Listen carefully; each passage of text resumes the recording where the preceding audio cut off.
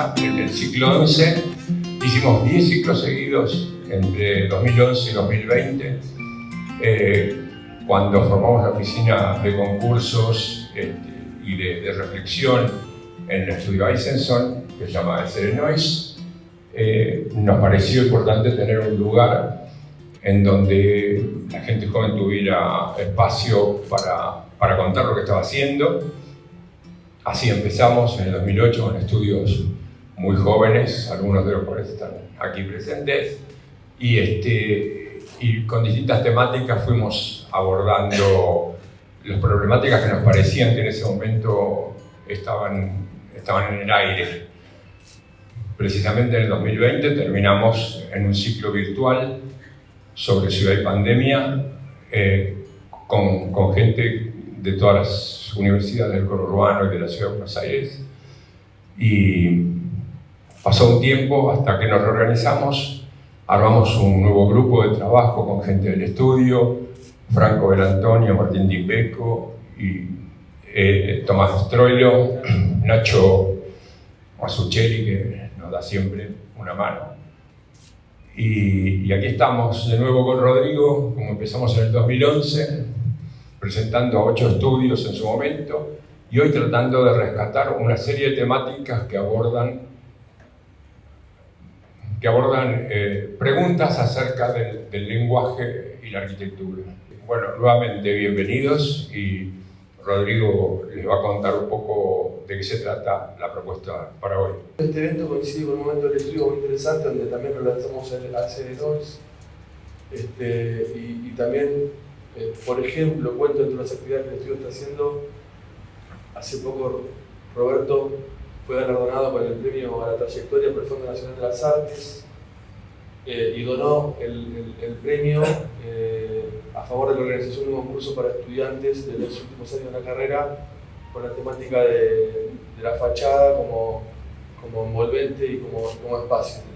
Y la verdad que tuvo muy buena convocatoria, el resultado ya se dio a conocer, pero bueno, simplemente cuento esto para poner de manifiesto que el estudio tiene siempre esta vocación de acercarnos un poco a las cuestiones académicas, a los temas que generan debate y conversación, e invitar amigos a tomar un vino. Hoy no hay queso, hay harina, para comer algo y hablar de arquitectura. Gracias a ustedes por aceptar la invitación. La temática hoy es pragmatismo técnico. Muchas gracias, Pablo, Rodrigo, Martín, por la invitación. Ya de por sí es un lujo compartir mesa con ellos, que son amigos que se han dibujado por el y un poco lo que traje para contarles tiene que ver, bueno, Ir Arquitectura es el estudio al que represento, es un estudio que tuvo diferentes conformaciones y demás, y fue como mutando a lo largo del tiempo, y posiblemente yo sea el único factor común. Pero bueno, hoy lo coordinamos Enrico Cavaliá, oriundo de Torino, y yo, y bueno, tenemos un equipo de gente trabajando con nosotros que son grandes genios en diferentes aspectos. El recorte que hice hoy para contarles en torno a esta temática del pragmatismo técnico, tal vez con una aproximación medio intuitiva, si se quiere, tiene que ver con un recorte sobre esta agenda. Esta agenda es la que solemos contar los últimos años cada vez que damos una charla. Y tiene que ver con nuestras obsesiones personales y profesionales, ¿no? Entendemos que mucho de nuestro trabajo se puede dividir, organizar y argumentar desde estos 5/6 puntos. Y de hecho, prácticamente todos los ejercicios académicos y toda nuestra participación en diferentes universidades tiene también que ver con esto, con lo cual establecemos a través de esta agenda una retroalimentación permanente entre nuestra práctica y la vida académica. Particularmente para hoy, el recorte tiene que ver con esto. Material Mundo siempre es una especie de comodín, una introducción, a través de la cual tratamos de entender de alguna manera el mundo en el que estamos inmersos, ¿no? El contexto en el que estamos inmersos. En este caso, solamente les voy a contar el punto 2 que tiene que ver con dispositivos, ¿no? Una interpretación de dispositivos, de la noción de dispositivos dentro de nuestra práctica. Dentro del universo de nuestra aproximación al mundo en el que vivimos, particularmente en este caso, vos te vas a aburrir porque hay parte de todo esto hay gente que vio parte de todo esto. Empiezo con esta cita de Charles Sims, 1944, en la cual él se pregunta qué es una casa, pero se lo pregunta en un momento, seguramente esto lo conocen varios de ustedes, se lo pregunta en un momento en el cual está a punto de terminar la Segunda Guerra Mundial, con toda una serie de industrias disponibles para repensar la idea de domesticidad en su tiempo, y con una necesidad muy concreta de reconstruir el parque de vivienda en diferentes lugares del mundo. Por lo cual, en realidad, cuando se está preguntando qué es una casa, con algo muy simple, está de alguna manera revisando el espíritu de su tiempo. Y esa posición, de alguna manera, es la que nos interesa adoptar a nosotros y nos interesa traer este tipo de preguntas siempre a nuestro tiempo, ¿no? Entonces, ese texto lo acompaña con este dibujo en el cual lo que podemos interpretar o lo que podríamos interpretar como una casa en términos arquitectónicos en realidad es el fondo blanco, ¿no? Es como un soporte totalmente neutro que se desarrolla técnicamente para permitir la actividad humana en todas sus expresiones, ¿no? Y lo manifiestan en su propia casa. Cuando ellos construyen su casa, lo que hacen es básicamente eso, es un contenedor que tiene todos los objetos que fueron recopilando en sus diferentes viajes, inclusive algunos de sus, no sé dónde está el puntero, pero algunos de sus diseños de mobiliarios y demás. Ahora, también nos interesa puntualmente, y enfocándonos más en esta noción de dispositivo, el giro que dan ellos a la hora de desarrollar su práctica, porque ellos terminan dedicándose prácticamente de manera exclusiva al diseño de mobiliarios y a la interpretación de esas formas de producción aplicadas a objetos cotidianos de la vida de las personas, ¿no? Y desarrollan muebles que hoy en día seguimos usando prácticamente todos en nuestras casas. Ahora, esto lo puedo relacionar como muy fácilmente con un texto que aparece casi 25 años después, Reynold Banham. Me encantaría leer esto, pero no se entiende absolutamente nada. O sea, estaba ahí para leerlo, pero bueno. Si logra leerlo, entonces, el escorzo me mata, pero si logra leerlo, en realidad es un texto que explica este diagrama, ¿no? Explica la posibilidad de, primero, entender que la mayor parte de los componentes técnicos de nuestras casas podrían estar comprimidas en dispositivos muchísimo más eficientes y que eso comprimiría un gran porcentaje del presupuesto que necesitamos para construir una casa. Y que el resto es básicamente un envolvente que tiene una función muy básica, que es la de mediar la condición atmosférica del espacio. Entonces, apoyados en esta noción, en realidad podemos revisar una cantidad muy grande de ejemplos que en realidad, digamos, entienden que hay como diferentes condiciones técnicas y que podríamos entender el problema de la domesticidad básicamente partido en dos territorios. Uno que tiene que ver con la construcción de esa condición atmosférica y otro que tiene que ver con la tecnificación de los espacios. Entonces, inclusive en este proyecto de Arquizum, en realidad las diferentes formas de habitar ese territorio neutro siempre tienen que ver con este tipo de dispositivos, con dispositivos altamente tecnificados en un territorio relativamente neutro.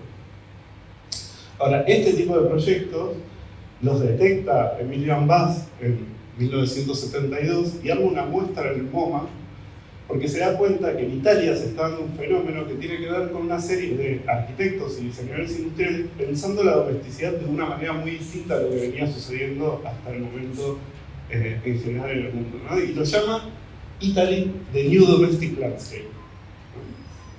Ya el título es interesante.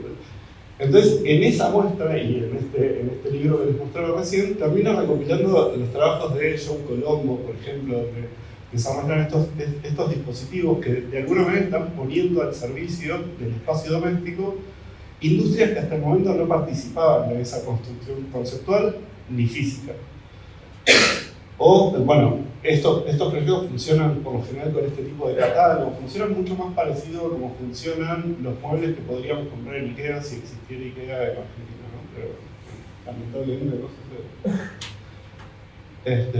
O bueno, este otro director, Sosa Jr., que básicamente son unos frames tecnificados que pueden conectarse entre ellos y cada uno puede ser cargado con un superpoder doméstico distinto. Entonces hay uno que tiene el horno, otro que tiene la heladera, otro que tiene, no sé, un televisor, podría tener una computadora, un equipo de audio o lo que fuere. Pero la idea es que la sumatoria de estas piezas, de vuelta, en un espacio contenido neutro, puede configurar diferentes formas de domesticidad. Y eso, ya entrando un poco en nuestra práctica, a nosotros nos obsesiona. Pues nos obsesiona entender que podemos pensar la arquitectura que habitamos construida conceptual y físicamente desde diferentes mecánicas de procedimientos de materialización, ¿no? Entonces, esto que llamamos dispositivos, para nosotros empieza antes de haber empezado nuestra práctica, ¿no? En el origen. Pero bueno, lo cierto es que en los primeros años del estudio tuvimos unos periplos bastante hippies en los que nos dedicamos a hacer talleres de construcción con barro en diferentes lugares del país y de la región, y de toda esa experiencia nació este proyecto en particular, que fue un proyecto social con el que pretendíamos mejorar la condición básica de habitabilidad de las viviendas de un techo para el país, adosándoles diferentes tipos de dispositivos sanitarios, ¿no? En este caso. Estos eran unos baños que se construían íntegramente con materiales reciclados en un fin de semana en un formato de taller de capacitación que se documentaban, etc. Y tenían como cierto grado de precisión en la materialización, precisamente porque lo que hacíamos era mejorar el procedimiento cada vez que construíamos uno. Llegamos a construir casi 90 de estos. Bueno, toda esta lógica, un tiempo después nos invitan a participar del primer Hello en Argentina, hacemos este dispositivo, no viene al caso, pero a raíz de eso nos invitan al año siguiente a participar de la 10ª edición del Hello original en Hungría, y en esa edición en particular, en lugar de construir pabellones, lo que pedían era que construyéramos cabañas tipológicas que pudieran repetirse, etc. Y nos daban un listado de proveedores posibles, entre los cuales había varios que prefabricaban piezas. Entonces nosotros decidimos, obviamente, agarrarnos de ese argumento, desarrollar un catálogo de piezas sanitarias prefabricables, elegir algunas, organizarlas de diferentes maneras según este cuadro, en el cual entendíamos que la variable siempre es la envolvente y la constante es el catálogo de piezas sanitarias. Entonces decíamos que podíamos ir de un bajo grado de urbanidad y tecnologización del envolvente a un alto grado de urbanidad y tecnologización del envolvente en el extremo inferior derecho. Y en el caso particular de la cabaña que íbamos a construir en Hungría, nos parábamos un poco en el centro. Entonces, la envolvente era lo que se construía con alumnos durante el festival, y las piezas eran las que llegaban, un poco como grafican esta secuencia de dibujos. Esas piezas llegaban en camión, se organizaban en el sitio, y luego con los estudiantes construíamos una envolvente sencilla con madera y policarbonato y tal. Ese es un poco el resultado de la cabaña, que después fue habitada en otras ediciones del festival por otros estudios de arquitectura amigos. Entonces, esta concepción en realidad casi que nos atraviesa. Prácticamente todo el tiempo tenemos en curso algún proyecto que tiene esta base conceptual en danza. Esto es un concurso que hicimos hace unos meses, el año pasado, de viviendas tipológicas en diferentes lugares de la provincia de Buenos Aires. Creo que eran 5 regiones, nosotros decidimos abordar 4 de las 5, terminamos sacando mención en las 4, y lo que pretendíamos mostrar era que con ese catálogo inicial podíamos, variando obviamente las condiciones del envolvente, podíamos responder a casi cualquier condición específica, tanto territorial como climática de la provincia de Buenos Aires, y si quisiéramos expandirlo al país también podíamos. Simplemente porque lo que resuelven estos dispositivos es precisamente las condiciones de mayor grado de tecnificación de la vivienda, y lo hacíamos con un sistema de premoldeados de hormigón. Eran piezas premoldeadas de hormigón que se terminaban en el taller, se transportaban, se disponían en el lugar y funcionaban de estructura de soporte inicial para el desarrollo de envolventes más o menos tecnológicos. Entonces estos son los diferentes modelos que presentamos. Inclusive uno de ellos era un modelo apilable en zonas de un cierto grado de densidad urbana, etcétera, con envolventes más complejas y tal.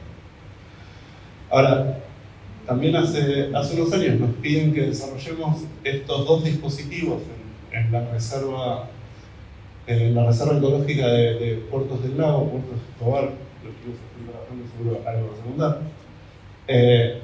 Y se da una situación bastante particular, que es, tenemos que construir dos edificios que no tienen ningún programa específico, pero que van a tener sí o sí procesos constructivos muy complejos por estar en un lugar de difícil acceso, de mucha fluctuación de agua, etcétera, etcétera. Entonces, lo que decidimos hacer básicamente fue desarrollar estas dos piezas, una que trabaja en una concepción vertical de su relación con el paisaje y la otra en una concepción horizontal de esa misma relación, sumadas a formas de circulatorios o formas de acceso que de alguna manera se potencian con la condición inicial de los edificios. El resultado es esto, pero la cosa es que pudimos llevar adelante este tipo de procesos, ¿no? Entendiendo que esta vez íbamos a fabricar todo el edificio, pero en partes, en fragmentos transportables en camión que pretendían tener el mayor grado de terminación posible y transportar el menor volumen de aire posible en cada uno de ellos. Entonces, ambos edificios fueron diseccionados en partes, en lonjas, en el caso del horizontal, y en módulos verticales, en el caso del vertical, transportados en camión y colocados en el sitio. Al momento de colocar, los que están viendo el camión en realidad son una jaula que va arriba de todo, que solamente tiene un mosquitero como envolvente, pero todos los otros, al momento de colocarlos, ya estaban perfectamente terminados. Están hasta las canillas colocadas, inclusive. Lo siguiente es, esta concepción de esto de comprimir y compactar los aspectos técnicos de la vivienda, en realidad nosotros lo fuimos llevando a diferentes tipos de modelos. Esto es mi casa, es un edificio desarrollado dentro del modelo del mercado inmobiliario de inversión del pozo, un fideicomiso como cualquier otro, que en realidad lo que pretendía era revisar la tipología del departamento mínimo, ¿no? El famoso monoambiente de 35 metros cuadrados. Entonces, simplemente al disponer todos los programas de apoyo en esa pieza, que de vuelta fue desarrollada con diseñadores industriales y construida mayormente en talleres de otras características y demás, podíamos lograr liberar la mayor cantidad de espacio indefinido en un departamento muy pequeño, con lo cual en esa pieza se organizan todos los guardados de la vivienda, el espacio para dormir, el baño, la cocina y tal, y funciona más o menos así.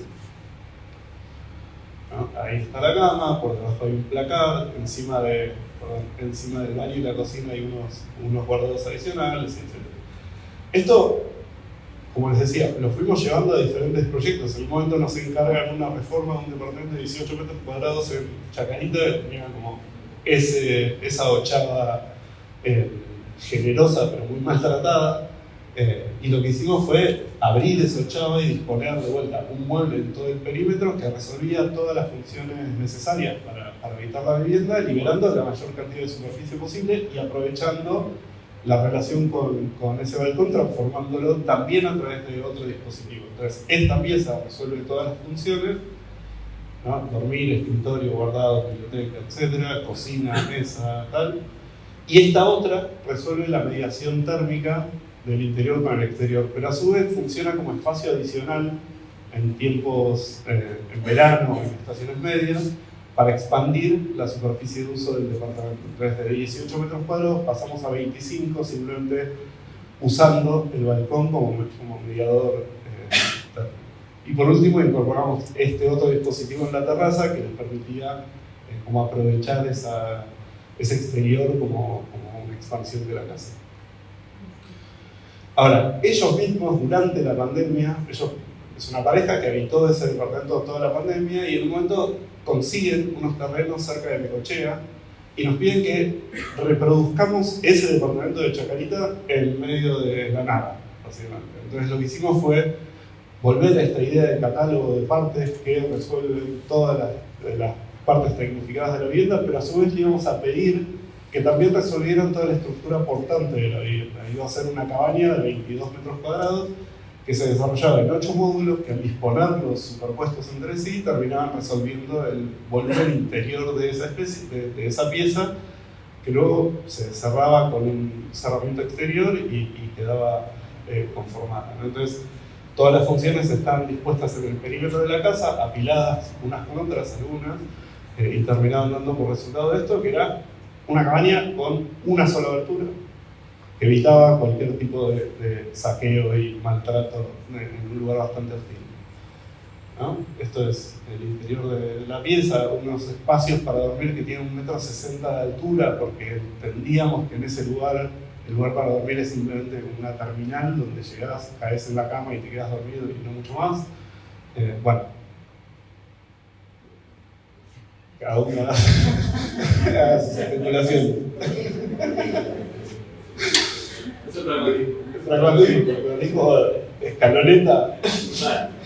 Bueno, ellos mismos nos terminan pidiendo un tercer encargo, que es esto. La familia de uno de ellos hereda un pequeño casco rural muy maltratado y demás, y lo quieren acondicionar para también habitar de alguna manera. Ya teniendo la experiencia de haber estado habitando tanto el departamento de Chacarita como la cabaña de Necochea en una itinerancia que se fue desarrollando con esas 2 piezas construidas, suman esta tercera, y esta se le imaginan como una especie de lugar de retiro para personas que viven más o menos como ellos, ¿no? Como seminómadas y tal. Entonces, esta pieza la tratamos de la misma manera, sumamos algunos elementos diseñados con diseñadores industriales, fabricados en taller y demás, que se adosan a la estructura. Por supuesto, esto tiene un proceso de actualización hecho con albañiles y demás, pero tratamos de reducir ese proceso a lo mínimo indispensable para poder activar la obra con estos dispositivos que llevaban al lugar en camión, ¿no? Entonces, hay una cubierta que funciona del mismo modo que funcionaba el balcón en el departamento aquel, ¿no? Un dispositivo, nosotros lo llamamos dispositivos de mediación ambiental, pero eso es un teorema medio estúpido, pero la cosa es que, bueno, es esto. Unas piezas que envuelven y dan protección a las ventanas, unos muebles que terminan activando cada una de las habitaciones para que puedan tener múltiples funciones y tal y tal. Entonces, al final de cuentas, lo que termina pasando en este caso de estas 3 viviendas para estas mismas personas, lo podemos interpretar de esta manera. Podemos entender que la casa que habitan ellos en realidad es un mapa neutro, un territorio completamente neutro que empezó siendo habitado por estos 5 dispositivos, al que luego se le sumaron otros dispositivos que tienen las mismas características y que habitan el territorio de una manera muy similar, y finalmente se le agregaron otra serie de dispositivos. Entonces su casa, la casa de Santiago y Juan, es esto, es un mapa que se construye en la itinerancia de estas personas a través de estos 3 dispositivos domésticos muy simples, materializados a través de dispositivos tecnificados, a través de nuestro pragmatismo técnico ISO. Y esto podría expandirse a un territorio muchísimo más amplio. Entonces, finalmente, esta lectura de este caso disciplinar en el que estuvimos trabajando casi 9 años con estas personas, es un poco lo que termina argumentando esto, que es mi tesis de máster, entregada y presentada el año pasado, que en realidad lo que busca es darle soporte teórico a todo esto que fuimos haciendo durante muchos años desde una posición prácticamente intuitiva. Así que eso es todo. Bueno, soy Federico Marinano. Y esto me pareció como interesante, tecnología vintage o materialidad optimizada, que no sé a quién se le habrá ocurrido el estudio. Yo creo que el trabajo del estudio, por lo menos este fragmento del trabajo del estudio, que es el que voy a intentar contar ahora, tiene las dos. Tiene esa tecnología vintage y la materialidad optimizada. Bueno, la historia en realidad empieza en el 2014. Yo empiezo a trabajar haciendo algunos asesoramientos a Sidersa, que es una planta siderúrgica, que lo que hace no es siderar, es Sidersa, que le da productos, o sea, recibe las bobinas de siderar, las procesa y fabrica tubos, importa perfilería metálica. Entonces, en realidad, mi operación de trabajo fue sobre esta planta. empecé trabajando en un trabajo que no me gustaba para nada, que era el embellecimiento de la planta, la parte estética de la planta. Y bueno, estaba como muy corto de trabajo, entonces empecé a trabajar, fue un año seguido, 2 años, y durante esos 2 años lo que les planteé a ellos fue un proyecto integral que no me habían pedido, pero que fui trabajando en ese transcurso de los 2 años, y todo lo que se ve en azul fueron los proyectos que fui como haciendo en el transcurso de 10 años, que no lo voy a contar ahora porque son larguísimos, pero bueno, ese trabajo durante estos 10 años decanta en que algunos de los inversores o clientes de Cidersa se convirtieron en mis inversores, con lo cual en realidad lo que ellos querían proponer era hacer edificios de vivienda, de renta inmobiliaria en Rosario, y lo que me dijeron es, mira, tenemos el material, que son tubos, perfilería importada, o IPV o W, que son los americanos, o perfilería nacional que fabricamos nosotros. Con lo cual fue como un dato clave ese, o sea, cuando hablo de materialidad optimizada, es esto. En todos los proyectos que hicimos en la planta y en estos 3 casos de estudio que voy a contar, nosotros trabajamos y operamos con las tablas de fabricación de ellos, y lo que llamamos nosotros es como y ellos, el material de baja rotación. De baja rotación es que es un material que no se vende, que lo tienen acopiado en la planta capaz que durante 5 años. Entonces nosotros recibimos esas planillas y con esas planillas empezamos a trabajar en los proyectos. En todos los proyectos que hicimos en la planta y en los 2 edificios que ya estamos haciendo en Rosario y unas cápsulas operativas. Un poquito la argumentación de dónde viene esto y por qué es vintage, que me pareció como bueno el título, tiene que ver quizás con estos 3 argumentos, que esto de vintage creo que viene un poquito también del ordinario, yo lo llamo el ordinario, o Enrique Walker lo llama el ordinario, que es un arquitecto chileno, no sé si lo conocen, que lo que hace es retomar este pensamiento de Mies van der Rohe, de que le pone, como le da un valor agregado a la arquitectura industrial del principio del siglo, y a eso yo digo como que en realidad siempre las guerras mundiales o la evolución de la tecnología bélica hace que le dé un giro gigante a la tecnología y a la técnica hacia la industria de vivienda. Segundo caso es de Robert Scott Brown, seguro que lo conocen, y el tercer caso, no voy a entrar en detalles de cuál fue su investigación. El tercer caso es Andrei Bow, que es uno de los más contemporáneos, que también después de su viaje a Europa, cuando regresan a Japón, lo que hacen es un relevamiento de 30 edificios que carecen de una arquitectura aparentemente académica, y lo que hacen es registrarlo, dibujarlo, plantearlo.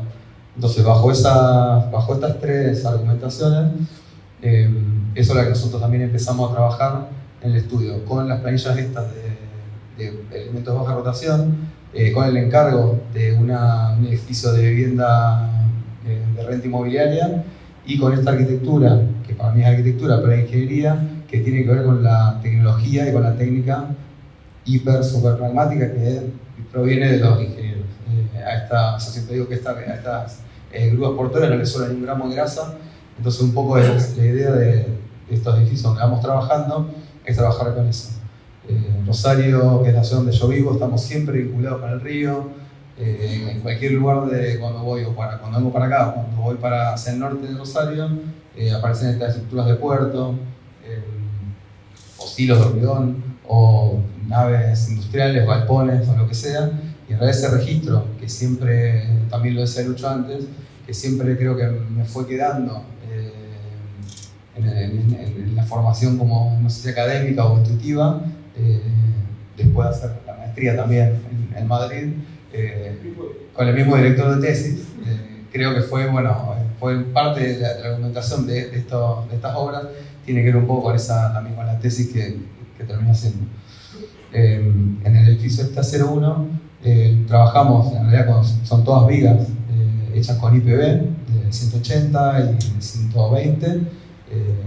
Ahí se ve la altura, en realidad lo que hace es cubrir la altura completa de losa a losa y de medianero a medianero. Este caso en realidad se hizo con este producto que es importado, se hizo de una manera súper artesanal, en un tallercito muy chiquitito, que ahí se ve, entraba la viga justa. Y bueno, nada, después bueno, notamos una grúa muy equivalente a la de Lucho, que lo que Lucho no contó, creo que el medio donde él hizo el montaje es mucho más hostil. Esto está en el medio de la ciudad, o sea que la grúa puede llegar. El montaje de Lucho me parece que era más complejo porque tenía que atravesar barro, lluvia, tierra, o sea, con lo cual eso lo hace como más intenso trabajo. Pero bueno, un poco la idea de esto era eso. Fue el primer ejercicio que hicimos. Y era esta idea de trabajar la caja de escaleras y ascensores con hormigón, y después toda la parte de habitabilidad doméstica con estructuras metálicas. La caja de escaleras y ascensores de hormigón obviamente tiene que ver mucho con el cálculo estructural, que el ingeniero obviamente por una cuestión de viento sí o sí tiene que estar eso, con lo cual tampoco me quedo conforme de todo con este ejercicio, porque en realidad nosotros íbamos siempre avanzando con la estructura metálica y después venía el hormigón. Nosotros le pasamos también a la empresa constructora un modelo hermoso de cómo tenía que ser el montaje de esto. Y el modelo era, bueno, primero subía el hormigón, después la estructura metálica, el hormigón, la estructura metálica, hasta que un día nos sienta el dueño de la empresa constructora y me dice, está al revés el montaje este. O sea, primero la estructura metálica y después se hace el hormigón.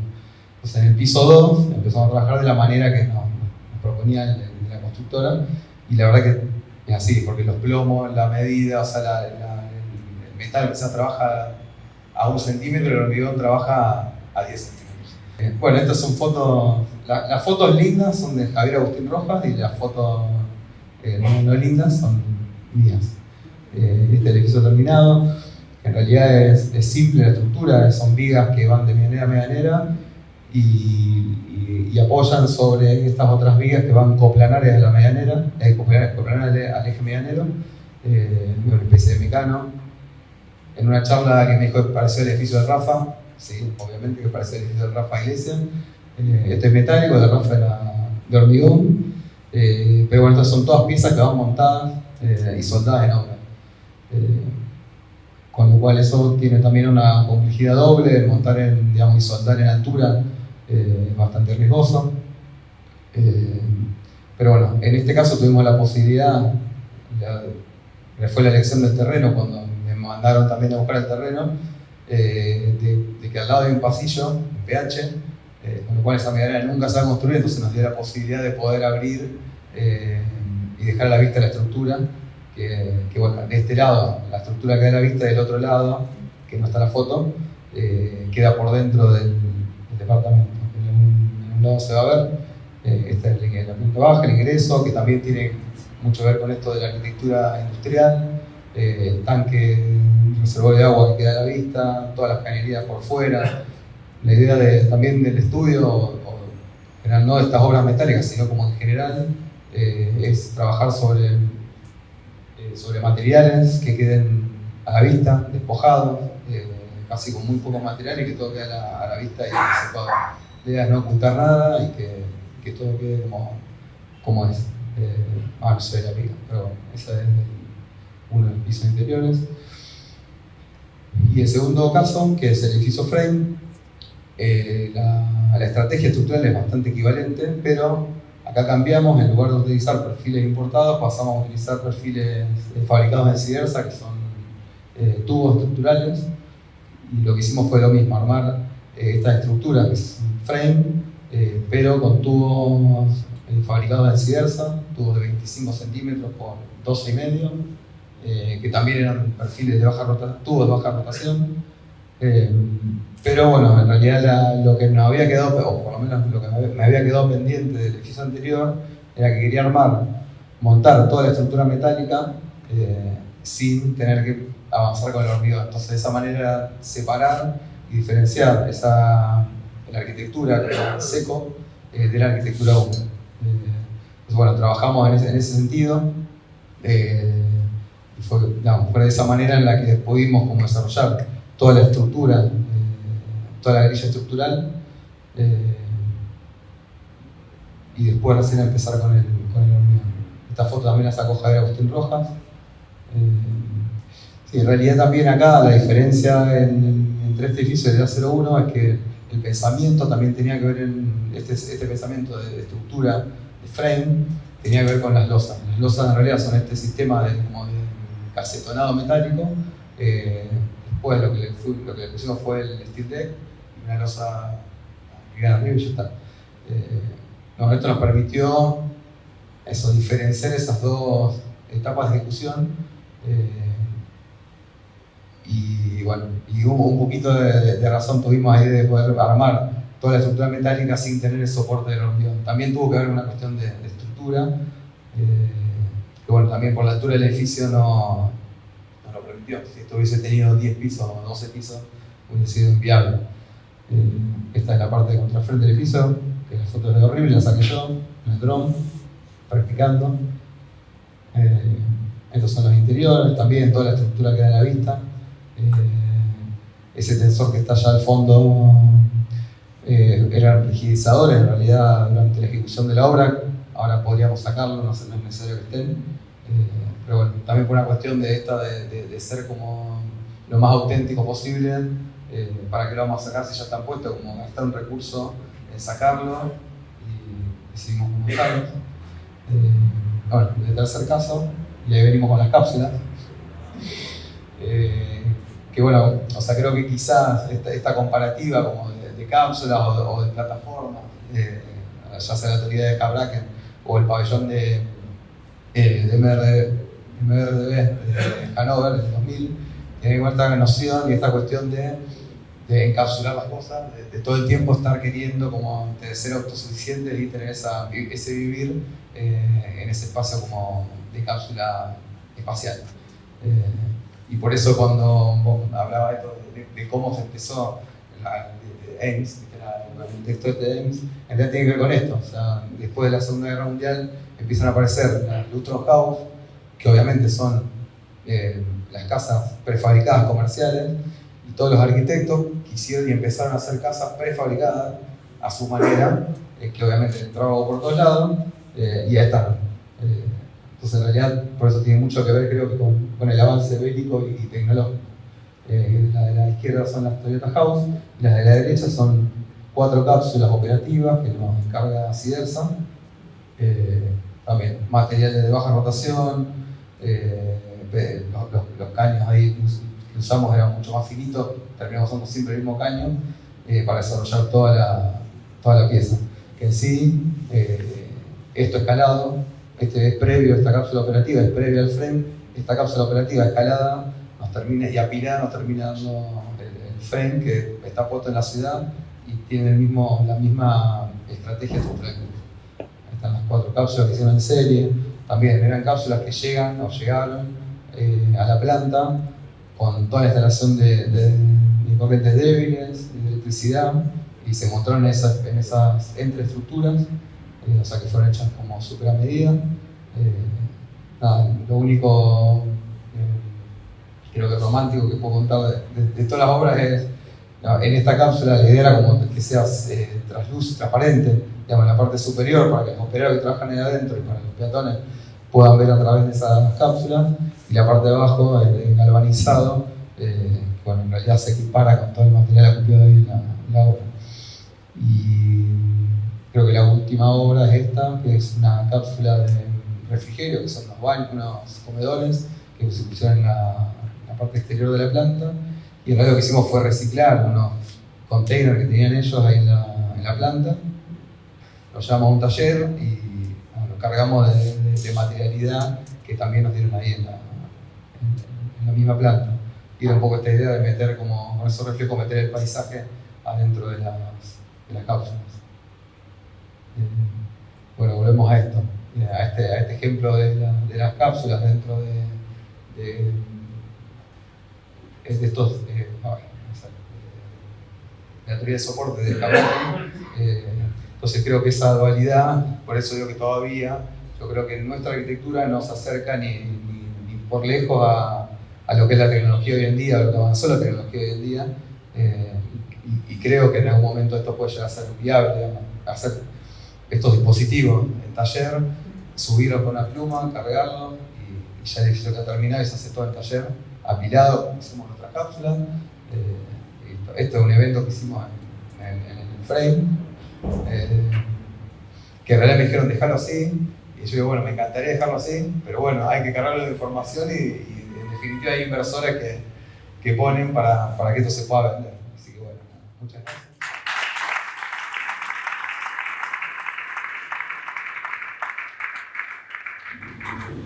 Bueno, yo soy Carolina, junto con Jago, que está por ahí, y Juan, formamos un estudio MOS, que ya estamos hace varios años. Voy a presentar 4 obras de estudio, medio con 2 grupos, 2 viviendas, edificios de vivienda y 2 edificios de infraestructura. El primer edificio que voy a contar es nuestro segundo edificio como estudio, gestionado, mucho, una sociedad armado por nosotros. Es un edificio que en el barrio de Palermo, en unas cuadras muy heterogéneas, como una mezcla de PHs, casas, galpones, y una manzana muy llena, donde no se conforma como un centro libre de manzana. La zonificación era una zonificación, es un que tiene como una relación entre el volumen edificable y los metros construibles que se pueden construir, que dan como una resultante de un aire de toda la carta edificable. Y nosotros veíamos en eso como una oportunidad de proyecto y como tratarlo como un elemento más. Condensar todo este aire en el centro del edificio y generar como 2 volúmenes separados por un patio. La zonificación permitía una altura de 4 niveles y medio, y con un corrimiento de la cota cero, subiendo medio nivel y bajando medio nivel, logramos poner 5 niveles en el fondo y así poder agrandar el patio, permitiendo que ventilen hacia ahí locales principales. Ese corrimiento también del cero nos permitía determinizar la entrada peatonal y la entrada de autos, generando como en este patio central un gran cantero, bien verde. Hoy las plantas llegan al segundo piso y generando como este contraste entre el caos de la calle con plan y la calma de cuando uno entra a este lugar. Hay como temas que siempre vamos como tratando en el estudio, y un poco es el tema de los filtros, ¿no? Cómo hacer para mediar entre los espacios, entre el interior y el exterior. Todo el sistema de mallas son unos postigos, los finitos que aparecen de frente, accionables para los dormitorios. Todas estas mallas dan como también un resguardo de lo que es la circulación común y evitan visuales entre estos 2 espacios. Esta es la planta tipo, en realidad son muy pocos niveles, pero son 6 unidades, 4 de ellas son departamentos de 3 ambientes que están estructurados como una serie de franjas, y la estructura responde y como que termina de organizar estas 4 franjas. Están los balcones, los espacios de estar, y condensamos toda la parte de núcleos y los dormitorios al patio. Eso nos permitió, el tema de los dormitorios al patio, como lograr tomar todo el ancho del lote. Estas son las unidades donde se ven todas las vigas. Hay como un esfuerzo en que la estructura de hormigón sea clara, sin grandes esfuerzos. Al final no terminó siendo hormigón visto por temas en la obra, pero sea, la idea es que la estructura de hormigón nos ayude como a terminar de organizar y de ordenar todos los otros elementos, como una relación muy directa entre eso, los cerramientos, las puertas llegan siempre hasta ahí, los muebles. Hubo como un interés como muy grande, eran departamentos que no eran tan grandes, y poder lograr como una integración entre el balcón y el departamento. Para esto es como dividimos todo el frente en 4. Son 3 paños vidriados de carpintería y un paño ciego donde se esconde la estructura. Y tenía la particularidad de que estas 3 carpinterías corren como en unas guías y se pueden apilar todas atrás del paño ciego, ¿no? Y eso generaba como una apertura total, ¿no? de este espacio. De ahí, acá se ve desde afuera, ese es el muro ciego y bueno, las carpinterías que corren por delante.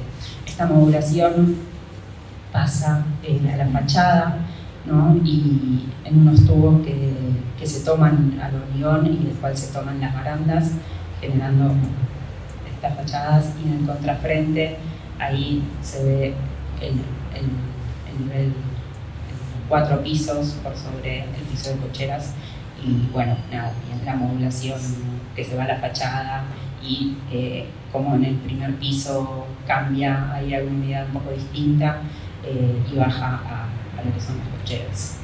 Este es otro edificio que hicimos posterior al de Bonplan, pero lo cuento porque recuperamos como muchos temas de los que trabajamos en el edificio de Bonplan. Está ahí cerquita, en Colegiales, es una manzana típica, mucho menos densa, más residencial, que está como muy cerca de todo el sistema de parques y equipamientos verdes, y que linda con Palermo.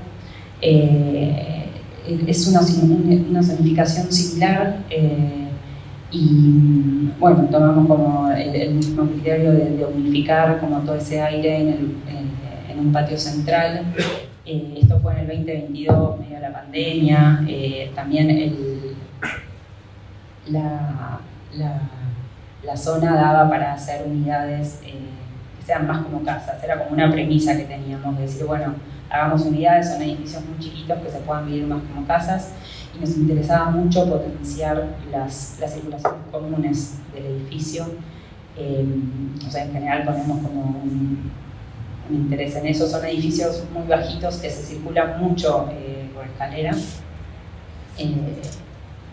Bueno, en este caso el patio central, con este árbol que ahora también está gigante, se rodea en sus 360 lados, o sea, en los 4 lados, entre la escalera, unas bauleras y bueno, también las ventilaciones de las habitaciones, con los mismos postigos accionables, con metal desplegado para generar privacidad. Entendemos las circulaciones también como un espacio que los propietarios terminan apropiándose, y donde, bueno, no hay fotos, pero después empiezan a aparecer plantas, bicicletas, muebles y cosas, y se van apropiando de estos lugares.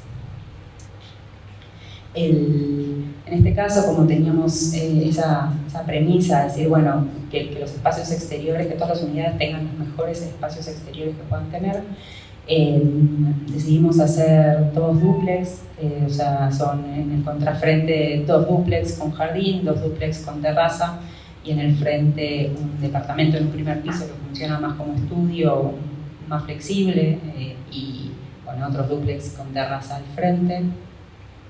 Está un poco como son las plantas. En este caso, bueno, no tenemos todo el living apaisado que teníamos en el otro edificio, pero bueno, como en pos de poder balancear un poco las superficies de exteriores e interiores, y que todas las unidades puedan tener jardín o terraza. A raíz de esto, obviamente no íbamos a hacer aparte balcones, ¿no? Entonces nos pasaba que la relación entre el interior y el exterior es como mucho más directa, no está el fuelle de balcón que, bueno, que te cubre un poco del sol y te da como esa distancia con el exterior. Entonces incorporamos algunos sistemas de mediación con el exterior. En todo lo que son los estares unas persianas barrio de aluminio que se tomaban de unas montantes, también tomadas al hormigón, que modulan la fachada, ¿no? Y esta orientación es oeste, o sea que también sirve como para cubrirse de sol, se puede cerrar completamente, abrir completamente, obtener niveles de apertura.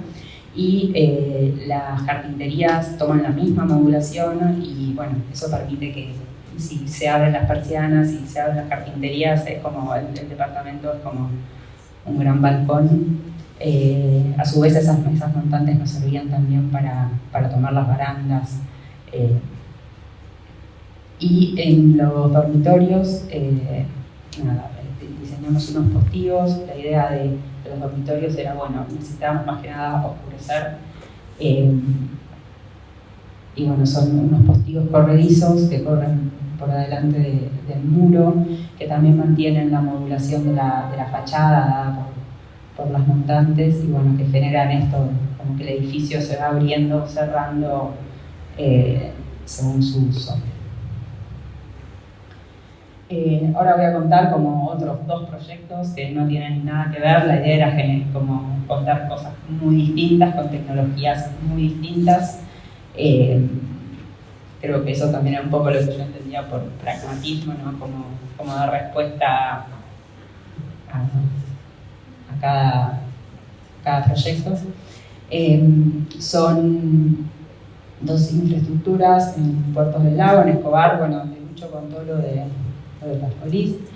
Es en el barrio Nativas, que es un barrio, que es el primer barrio que da contra la reserva, que es bueno, donde Lucho hizo los proyectos. Este es el lugar, o sea, es la nada, un terreno pelado, pero tenía la particularidad de tener toda esa vegetación del fondo, ¿no? Que generaba como un nuevo horizonte, que no es el más común en esos barrios, donde el horizonte en general es una línea, es la laguna. Bueno, acá aparecía como otro espesor dado por la vegetación. El primero de los edificios que tuvimos que hacer, en realidad el encargo fue para los 2 edificios, fue medio en simultáneo. Era el edificio de acceso para el barrio,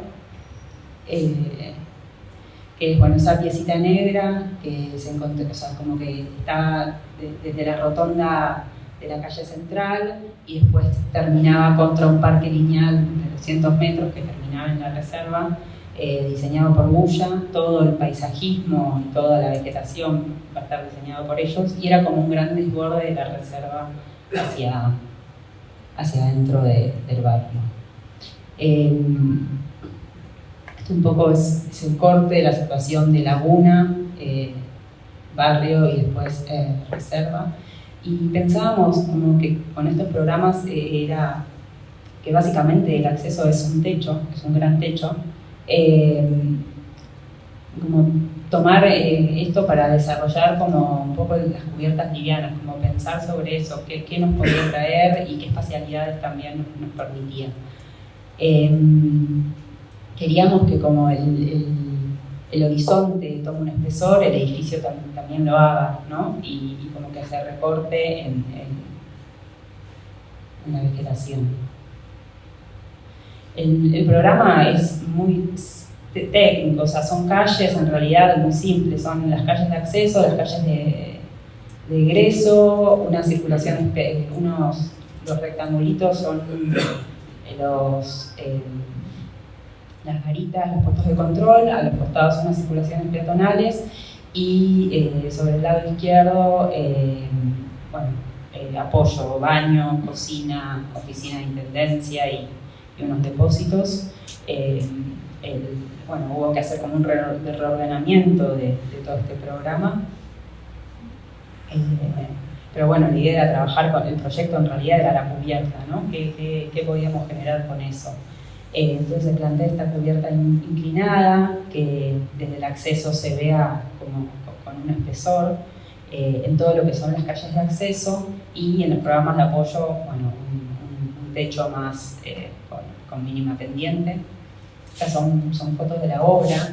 El edificio está por terminarse, todavía no se terminó, pero bueno, hubo todo un trabajo con la estructura metálica que para nosotros fue un poco nuevo, de decidir, bueno, qué se soldaba en obra, qué iba bolonado, cómo se traían las piezas. Se montó todo acá, vinieron como los pórticos de papel armados, todo lo que era soldado, y después se terminó de soldar en obra y de bulonar. Es todo en seco.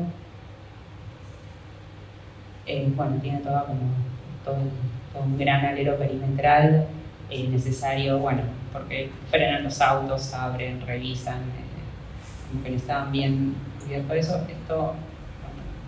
Esto es el interior, toda la estructura, o sea, si bien está, bueno, le agregamos todo un gran cielo raso de madera, tenía un poco que ver con la identidad del barrio y generar cierta calidez para este lugar.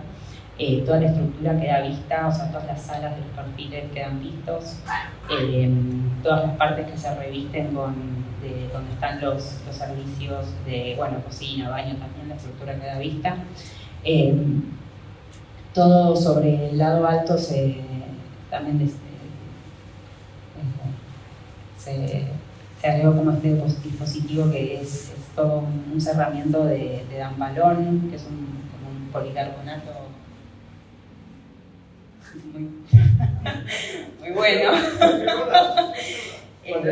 Un material translúcido, sí, que filtra un poco, que ilumina, ¿no? Todo, y como que genera como cierta espacialidad que creíamos que estaba bien.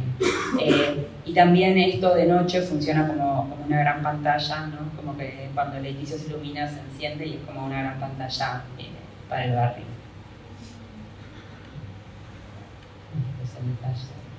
Y esto es hoy en día fotos de obra, bueno, está casi terminándose.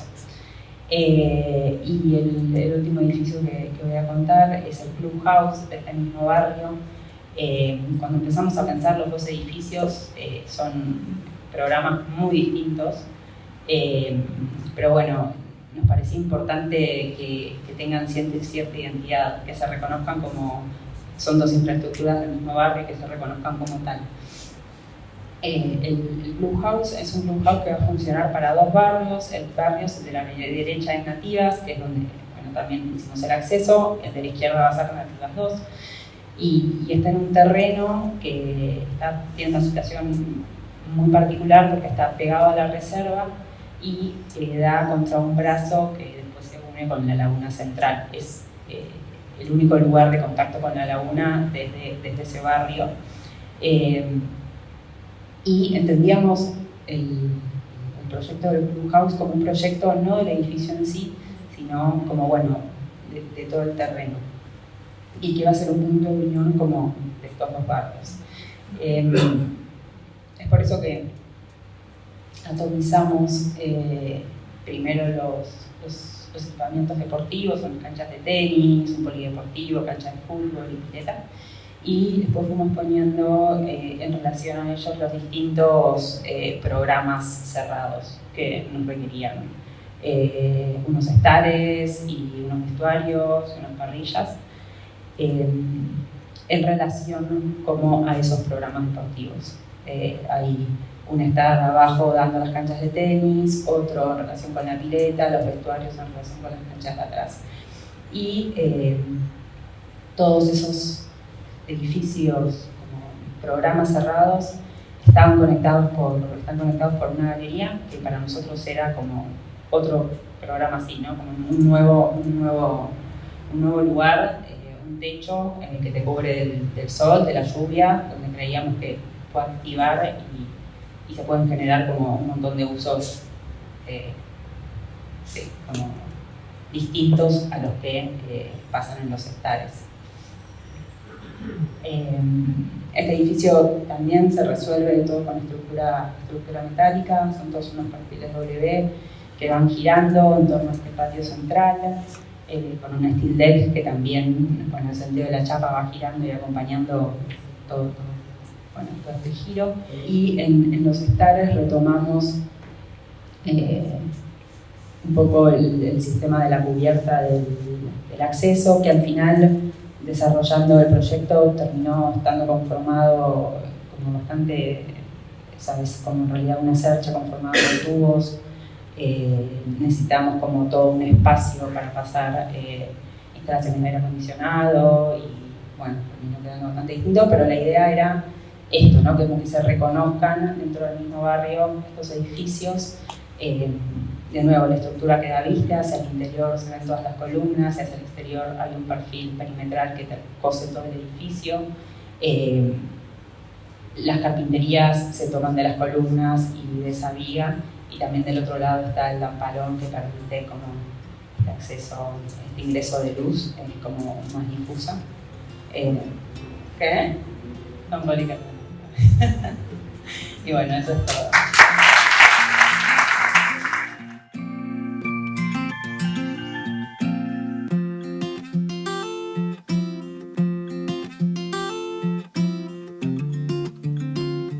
A ver cómo ordeno las preguntas. Yo anoté un par de preguntas para cada uno, o sea, no sé si son las 3 juntas o no, pero primero, para picantearlo un poquito, porque además me tomé como 4 copas de vino. El micrófono para que me haga una copa de vino.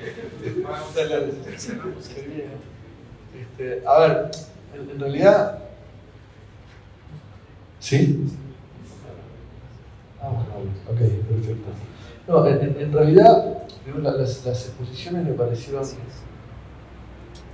alucinantes, muy pertinentes por ahí con la temática, aunque en realidad, por ahí, siendo crítico, a la bardear un poco, pero nada más, si no, somos todos amigos, ahora vamos a ir a comer, pero... No sé. No sé, no, digo, como que nadie... Lo que quiero decir es que, tal vez, por ahí ninguno de ustedes abordó el tema, bueno, el pragmatismo técnico, ¿qué es la pregunta? ¿No?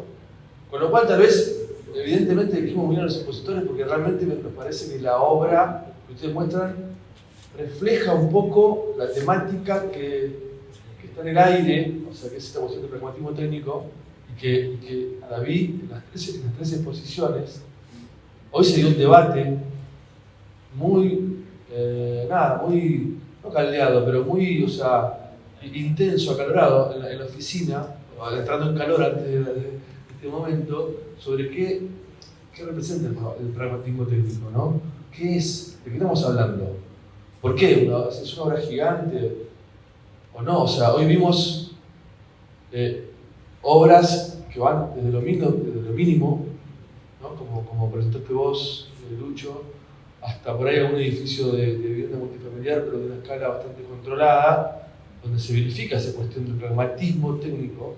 En lo personal, yo se lo adjudico más a una cuestión de un sistema de pensamiento pragmático, sencillo, que después se verifica en un sistema de decisiones de resolución técnica que van en línea con ese pensamiento tal vez sencillo de abordar un tema, y cuando aparece el edificio, es como el gol de Di María a los franceses, hablando de fútbol, ¿no? O sea que es como bastante poético.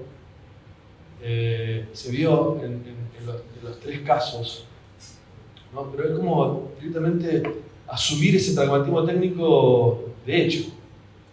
¿Puedo tirar algo así? Dale, tardea. No, pues yo creo que hay algo que tal vez nos es muy común a los 3, nunca lo hablamos, lo podemos hablar. Y para mí eso tiene mucho que ver con la incidencia particularmente de Iñaki Ábalos en nuestros procesos formativos. Ay, lo dijiste. Y pues que es obvio, es un tipo que de repente agarra un término. ¿Por qué aquí no Juan? Porque es Iñaki, no es Juan. Ok. Lo hablamos en la cena. Está bien, pero nosotros lo tuvimos muy cerca. Ok. Y te lo puedo firmar. No, igual más allá, no se trata de quién es mejor o quién es peor, pero el tipo que unió el término pragmatismo y su origen filosófico con la técnica es Iñaki. Y nosotros nos formamos mirando esos tipos, nos formamos queriendo pensar la arquitectura como la pensaba él. Para mí eso responde todo, digamos, hay algo que al menos a mí, ahora ya me voy a descindir de esta aventura y voy a responder por mí. Hay algo en la posición filosófica que me representa, desde el punto de vista del pragmatismo de Richard Rorty y toda la genealogía de Sitiñaki, y hay algo en la técnica que también me representa de igual manera y que de alguna manera se mestizan y producen una cosa. Un sistema. Está bien. Bueno, no sé si alguien quiere. Bien, ahí levantarme la mano.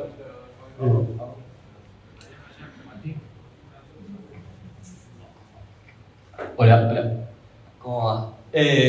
Antes que nada, antes de arquitecto soy maestro mayor de obra, me da mucho placer ver este tipo de obras. Yo también. Bueno, el planteo es este. En distintas universidades uno tiene distintos tipos de formaciones. Algunos son más hacia el proyecto, otros hacia la parte técnica, otros hacia la morfología, la retórica. Cada uno más o menos sabe de cuál uno puede estar hablando. Algunos se van más hacia un lado, otros terminan yéndose hacia el otro extremo. ¿Qué grado, y viendo lo que fueron construyendo, viendo cuando estudiaron y tratando de ver hacia el futuro, qué grado de nivel de pragmatismo técnico es necesario en la formación académica a priori? ¿Es necesario mucho pragmatismo técnico o simplemente trabajar más la creatividad en esa etapa y el pragmatismo técnico uno lo va adquiriendo con el tiempo? Ya asumimos que el pragmatismo técnico ya está, ya lo definimos, ya está hecho. No sé, recién pensaba, cuando leí técnico me acordaba que vos justo dijiste maestro mayor de obra, yo me formé ese maestro mayor de obra. Se llama técnica 5. Y para mí lo técnico, que es quizás la imagen de la grúa portuaria, o sea, el pragmatismo técnico termina cuando se termina de hacer la grúa. O sea, después todo lo otro son I, no sé, vegetación, I, naturaleza, I, los usuarios, y otra cosa.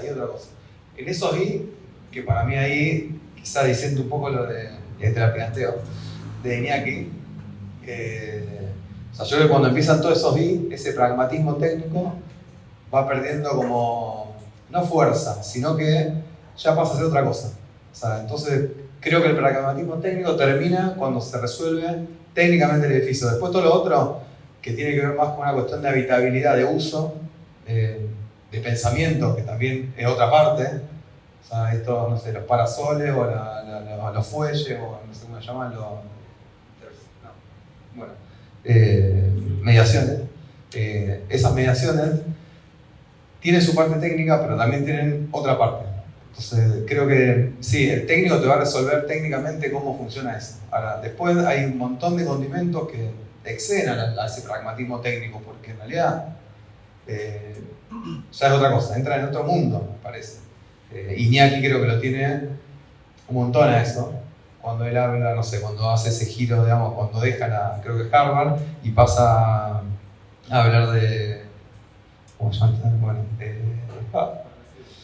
no, los paneles, bueno, ni hablar, cuando empieza a hablar de los paneles comunales, claro, también ya da un giro, otro giro. Empieza como vuelve, ¿entendés? A lo rural, a lo doméstico, como que deja esa cuestión de la eficiencia como energética y se pasa a otro lado.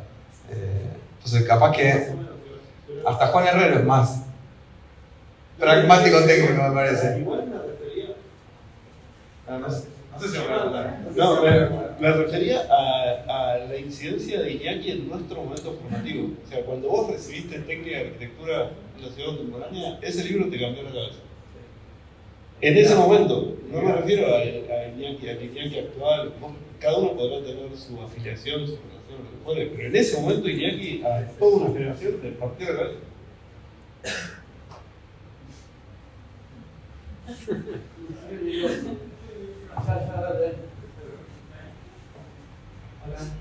¿Qué tal? Buenas noches. Mirando un poco la parte que se puso de que estaban los elementos como prefabricados y se montaban en una especie de taller y se llevaban a obra, ¿no? ¿A cuánto estamos de generar un sistema donde las viviendas se puedan fabricar como un catálogo y unir piezas que sean universales? Un poco creo como la casa de Eames, ¿no? Que estaba ubicada en otro sitio y con las mismas piezas hicieron la casa actual, la que quedó.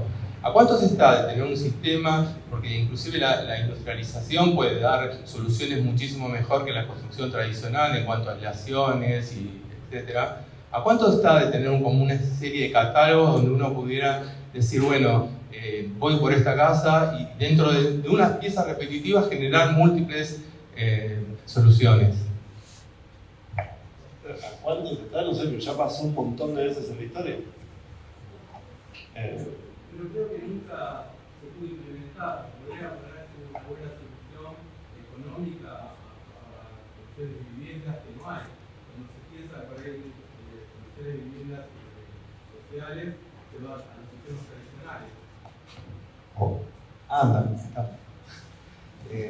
Yo creo que un poco lo que contaba Lucho al principio y para mí tiene que ver con las crisis. O sea, cuando surgieron todos estos modelos de prefabricación, de industrialización, fue la post-Primera Guerra Mundial, post-Segunda Guerra Mundial, la guerra por llegar a la Luna. Hoy en día hay crisis habitacional, pero ni la técnica, ni la tecnología, ni los industriales están dispuestos a pagar ese costo. O sea, ¿quién paga ese costo? Nadie está dispuesto a asumirlo. O sea, somos capaz que 3 locos, o no sé, o 10 o 20 los que estemos acá, que perdemos o nos apasionamos por hacer cosas prefabricadas y montarlas en obra con el riesgo que eso lleva.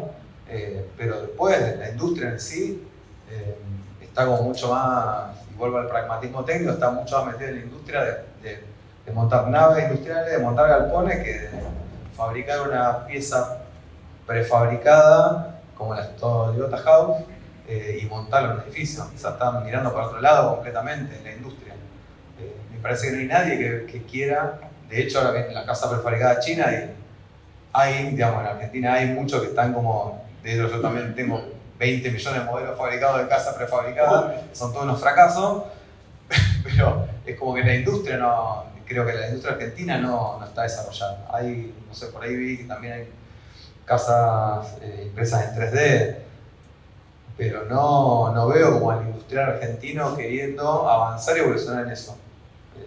Creo que la mirada está puesta en otro lado. Entonces en eso es imposible. Por más que esté la voluntad de, nos juntemos todos a debatir sobre eso, de decir, bueno, hagamos casas prefabricadas, hagamos modelitos de baño y colguémoslo en un edificio de planta baja y 10 pisos. Si la industria no apoya, no acompaña, es como difícil. Y el tiempo es como, Argentina siempre llega 30 años después de lo que pasa en el mundo. O sea, capaz que dentro de 30 años nos aparecen las Toyota House. Chile está desarrollando baños prefabricados y los monta en los edificios, pero acá estamos re pesimista, perdón. Hola, ¿cómo están? Antes que nada, quiero felicitarlo porque fue excelente la presentación y sobre todo la búsqueda. Voy a hacer la pregunta al revés. Digamos, cuando tiene que darse vuelta y proponerlo al mercado o buscarlo en el mercado, ¿cómo le fue cada una de las situaciones? Muy mal. Yo, de hecho, estaba recordando una... Antes de irnos a China. Hay una alcancía ahí para estar. No, en un momento, nosotros en un momento estábamos trabajando con un desarrollador tucumano que quería hacer un barrio, no me acuerdo, 180 viviendas, una cosa así. Y lo que nos pedía el tipo era el layout del barrio y que le hiciéramos al menos 5 diseños de casa para meter en un catálogo y ofrecer como opciones dentro del abanico completo de opciones en el barrio, ¿no? Si vos querías comprar un terreno y ir con tu arquitecto y desarrollar tu propia casa, podías hacerlo, pero él quería ofrecer al menos 5 modelos de casas. Entonces nosotros le propusimos que no tenía tanto sentido ponerlo en esos términos, que podíamos desarrollar un sistema de partes que compusiera diferentes tipos de casas con piezas y el otro y todo el cuento, y aparte le montamos una página de internet a través de la cual el usuario entraba, cargaba en 7 pasos todos sus datos familiares, sus requisitos, sus gustos, no sé qué, y eso le devolvía un PDF con un proyecto de una casa automáticamente. Y estuvimos un año largo, más de un año trabajando en eso, hasta que en un momento el tucumano se asustó, le agarró una especie de ataque de pánico real y dijo, no, con esto estamos matando la arquitectura, tenemos que frenar todo acá, y tiró toda la basura, literal.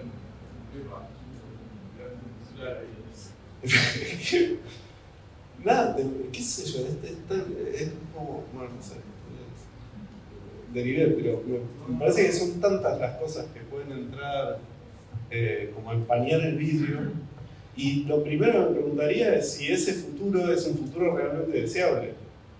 Y lo segundo que me preguntaría es si en ese futuro la idea de casa sigue siendo lo que es hoy la idea de casa.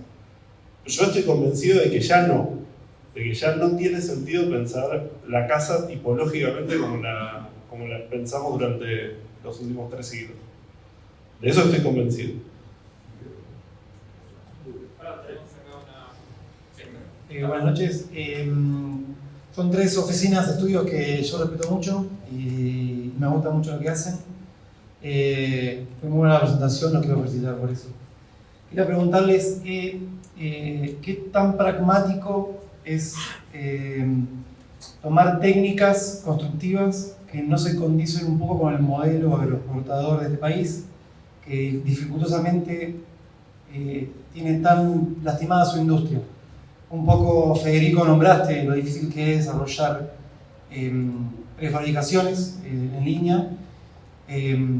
También un poco, capaz que hay 2 puntos en una en esta, inspirados en esta identidad norteamericana de posguerra, en la arquitectura española del 90 al 2000.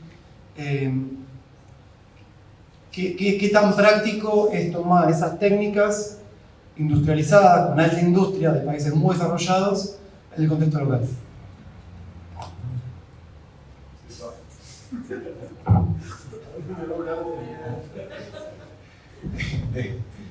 Bueno, yo lo dije al principio, me parece que tuve como la suerte de que llegaron estos inversores que querían investigar el sistema constructivo, querían como meter sus productos en el mercado, y fue una muy buena oportunidad para poder desarrollar como esa técnica o esa tecnología.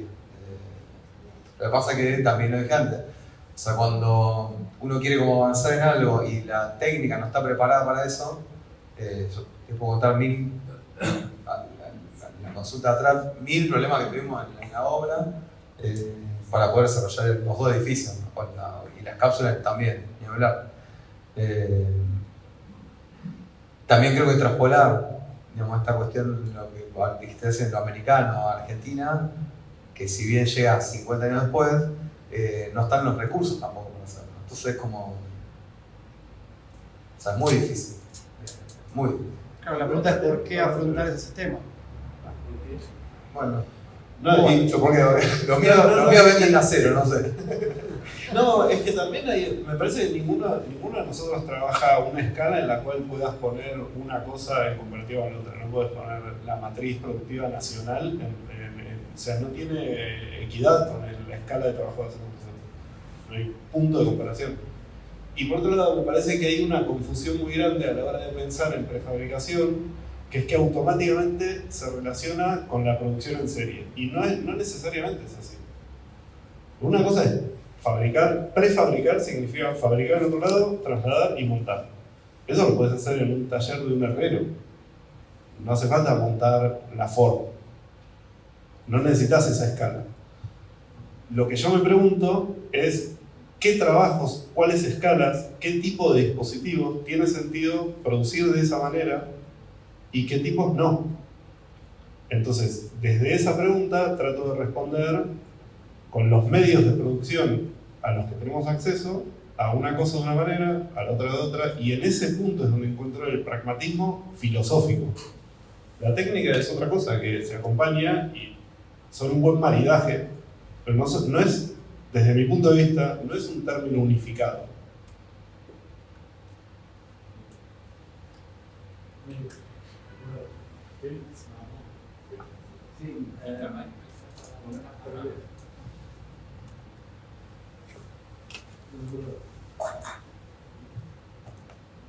Hola. Hola.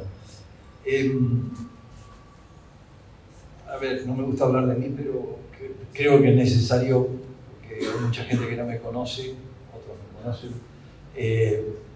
Yo soy arquitecto egresado de la UBA hace muchos años, y hace más de 50 años que mitad de la cabeza la tengo en la industria y mitad de la cabeza la tengo en la arquitectura. Y a eso le agrego que mi experiencia arranca en Argentina, pero terminé trabajando en muchos lugares del mundo con estudios de arquitectura y clientes donde la billetera era importante y la disponibilidad industrial era importante.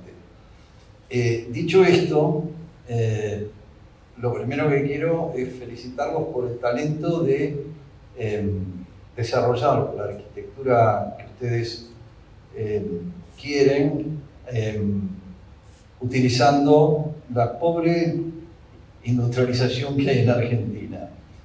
Creo que de distintos lugares, porque por ahí en tu caso te atropelló la tecnología, en el caso de ustedes lo buscaban, y en el caso de ustedes lo buscaron con bastante sutileza, digamos.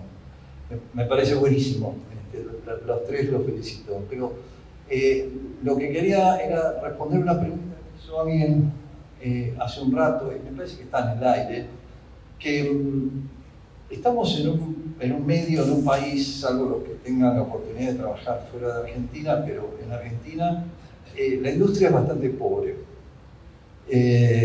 por distintos motivos.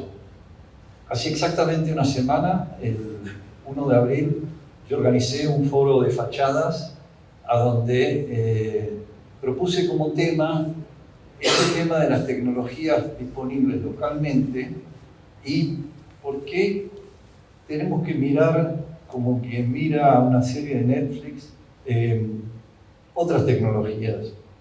Yo tuve la suerte de trabajar con ETFE, con almohadones de aire, con plástico en fachadas, de hacerlo con Toyoito, de hacerlo con Herzog, hacerlo con varios arquitectos. Y cuando venimos a Argentina, ahí es como que el arenero es mucho más chico para jugar.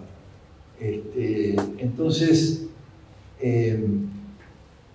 ¿a dónde nace este problema? Es que los arquitectos no le pedimos a la industria, es que la industria no lo ve como negocio porque no tiene escala, es que tenemos la cultura, como digo yo, del tacurú, que era un aditivo que se le ponía al cemento para impermeabilizar y con eso se resolvían todas las filtraciones.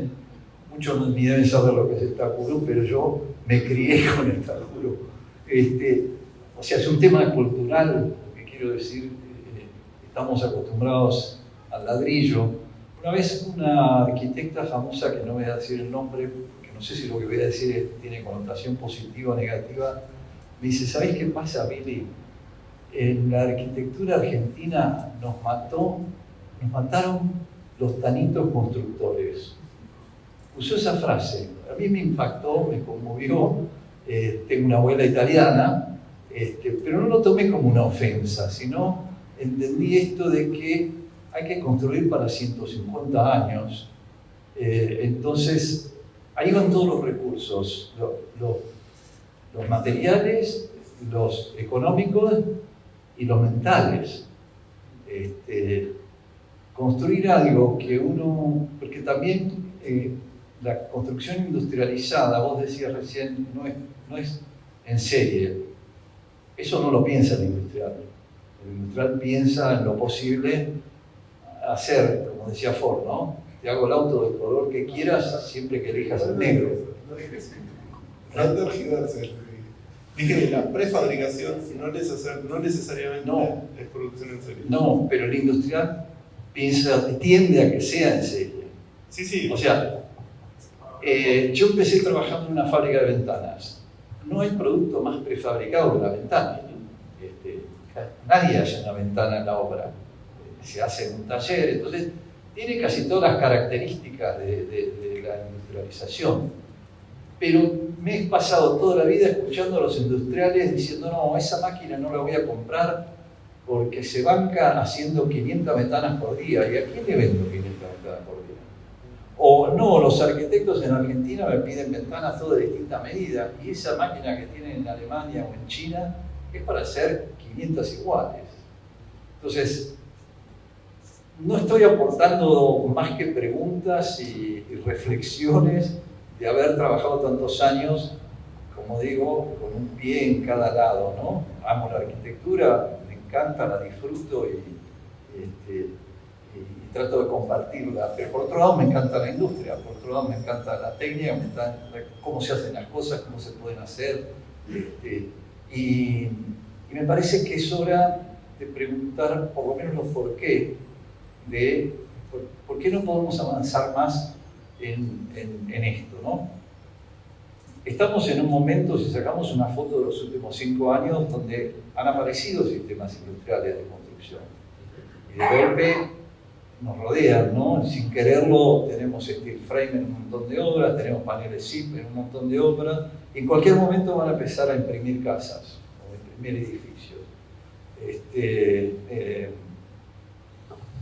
Y he tenido muchas oportunidades, he provocado muchas oportunidades de provocar a los industriales y decir, bueno, ¿por qué no hacemos esta reja en plástico? ¿Quién me la hace? Entonces empecé a peregrinar por distintas fábricas, a ver, fábricas básicamente astilleros, que son los que trabajan en plástico, astilleros chicos, que hay mucha industria de eso en Argentina, sobre todo en el Delta. Nadie lo veía ni de cerca el tema. No, yo te hago un Pluto si querés, o te hago Mickey, pero no me pida que te haga una reja, porque la vendo mucho más cara. Entonces, el medio en el que estamos nos condiciona bastante y me parece que frente a esto no hay que bajar los brazos, sino al contrario, identificar este desafío y buscar maneras. Me parece que esta reunión que provoca Pablo y Rodrigo es un buen lugar para identificar algunas herramientas con las cuales salir a relacionarnos con la industria y empujar un poco más el tema. Yo, perdón, pero creo que ahí hay como una cuestión de enfoque. Si vos querés inventar una cosa y lograr industrializar, lograr meterla en un proceso de industrialización, en Argentina es muy complicado. Ahora, si vos querés interpretar qué hay disponible en el mercado industrial y con esas piezas producir algo, es bastante fácil. O sea, son dos enfoques completamente diferentes. Y por otro lado, me parece que hay escenarios y escalas que están cambiando muy rápidamente. Nosotros hace unos años hicimos un proyecto en Hawái, en la isla grande de Hawái, que era un lote de 40 hectáreas con una diversidad muy grande de edificios, ¿no? Todos producidos con piezas estandarizadas que venían de un sistema chino que el dueño del lote había averiguado. Entonces eso lo puso medio como premisa del proyecto. Entonces todo nuestro proyecto se tenía que adecuar a poder armar los edificios con estas piezas que se iban a producir en China y llegar en barco a Hawái. Y el tipo tenía perfectamente estudiada la incidencia, digamos, la huella de carbono de todo ese periplo daba menos que producir con la tecnología disponible en Hawái. Ese es un ejemplo. Otro son unas obras que estamos terminando ahora en Uruguay, un policlínico que ya está prácticamente terminado y un barrio de vivienda social con CLT, que esos, que también son sistemas bastante rígidos, te dan bastante poca versatilidad. En realidad, al final de cuentas, tiene que ver con cómo los interpretás. O sea, el uso convencional sin mucho ingenio te va a dar algo bastante poco novedoso. Ahora, con eso mismo podés hacer algo un poco más ingenioso si le pones cabeza. Sí, me haces acordar a lo que usa el iPad como una tabla de picar cable. Claro, exacto. Sí, sí. No, es interesante lo que contás de Hawái y yo creo que Chile le pasa un poco eso también. ¿Sí?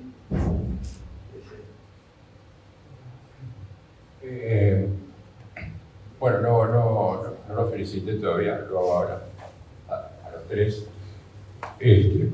Disculpen que estoy muy equipado, no se acerquen mucho.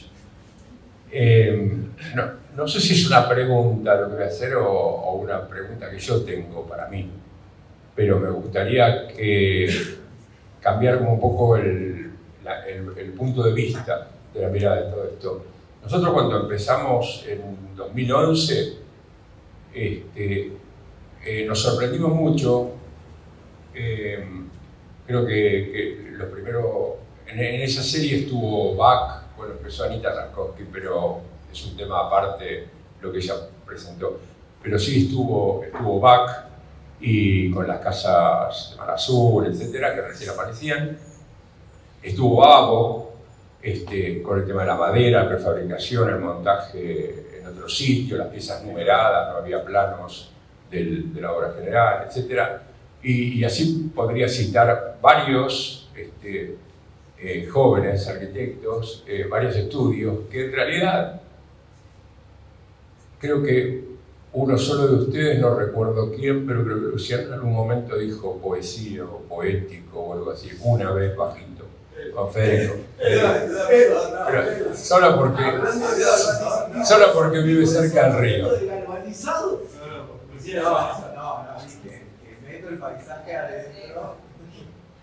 Bueno, pero me gustaría que hablaran un poco más de eso. En el sentido siguiente, en esa primera serie de reuniones, y se fue repitiendo, la gente, los arquitectos, los colegas, describían todo su trabajo y todo su recorrido a partir de la materialidad, punto. No había manera de pasar, hubo un pasaje en los 2000 o en la década del 90 probablemente, a una cuestión de escamotear la arquitectura, o por lo menos el discurso sobre la arquitectura o la conceptualización. Finalmente, vemos, por ejemplo, en el caso de la foto que mostró Carolina, precioso el edificio, que termina buscando la aleatoriedad para sacar esa foto donde algo está abierto, algo está cerrado, un poco está así, un poco está así. Y yo, que, digamos, viene de otro lado, ¿no? Eso tiene que ver con el lenguaje.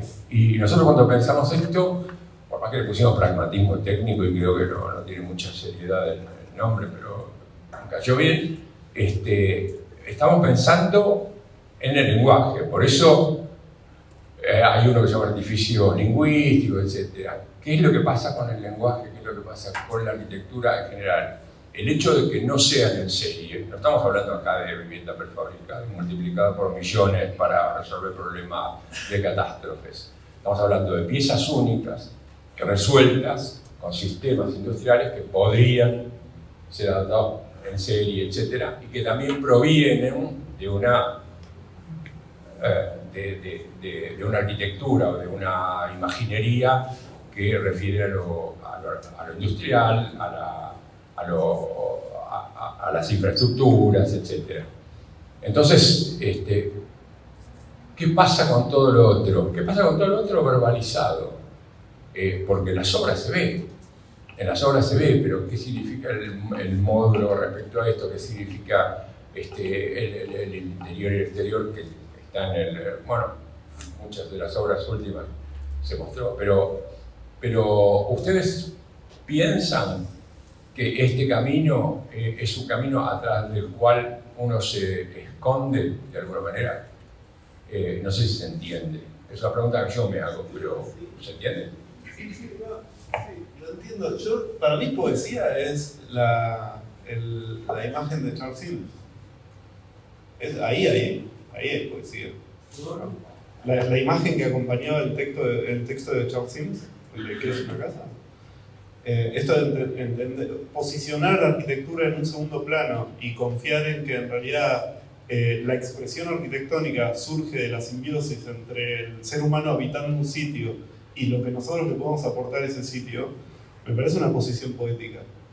Me parece mucho más poético que esa arquitectura arrogante que pretendía mostrarse a través de fotos estériles y sin el fenómeno del habitar como protagonista. Entonces creo que hay una poesía ahí, y me parece que hay ciertos artilugios o ciertos mecanismos de pensamiento y mecanismos técnicos que van en esa dirección y hay algunos que van en otras direcciones. Posiblemente todos los que tengan que ver con una cierta seriación, armonía, que puedan ser asociables con una partitura, ¿no? Como con unos ciertos ritmos, con unas ciertas métricas y demás, posiblemente esos se acompasen, en términos poéticos, se acompasen mucho más fácilmente con una matemática del universo, si querés, por ponerlo en algunos términos. Pero en el fondo, en lo que yo creo, es en que pensar una arquitectura que no necesita de esa carga ególatra de su presencia, es una arquitectura más armónica. El ejemplo de Crystal Palace. Ponele. Bueno, el Crystal Palace, es que nos metemos en un mundo de Luis Rojo y no sé. El Crystal Palace es un ejemplo absolutamente genial de un montón de cosas. Porque representa, sobre todo porque, de todo, pero sobre todas las cosas porque representa un momento en lo que en realidad está pasando es que está empuja el mapa geopolítico económico global. Y lo que consiguen los ingleses a través de los invernaderos es conglomerar toda la evolución de diferentes tecnologías en un dispositivo que les permite robarle a los portugueses el monopolio del caucho. Eso es el Crystal Palace. Sí, es cambiar el mapa global. Mucha poesía en Muchísimo, muchísimo. y de Pablo. No estaba contraponiendo ni pidiendo, No, pero yo tampoco. Porque ahí es como que la técnica había superado el diseño. Me parece Paxson, que es un jardinero, que ni siquiera era arquitecto, simplemente poesía.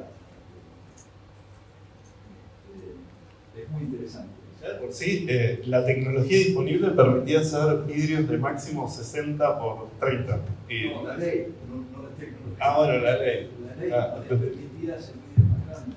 Pero contaba la reina Victoria atrás y dijo, no, la ley.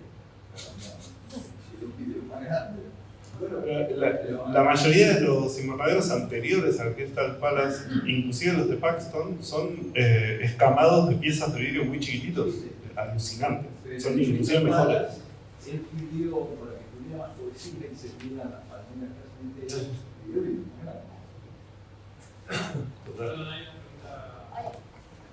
¿Me escuchan? Ah. Bueno, gracias por las presentaciones y por las preguntas. Yo quería preguntar,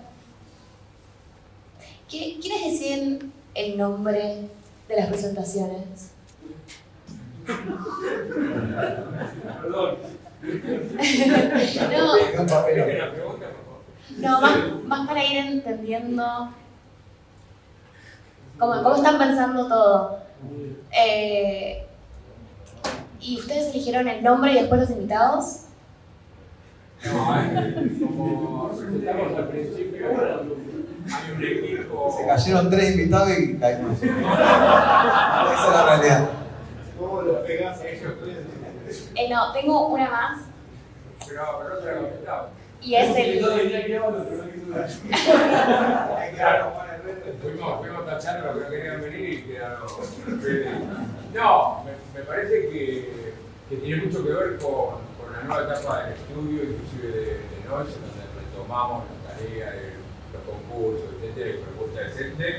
Creo que tanto Martín y Peco como Franco, Antonio y recientemente Tomás, Flores que nos incorporó, y por supuesto, charlándolo con Rodrigo y conmigo, estuvimos viendo cuáles son las temáticas que hoy están en el aire, por un lado, y que a nosotros también nos preocupan como arquitectos, como estudio de arquitectura.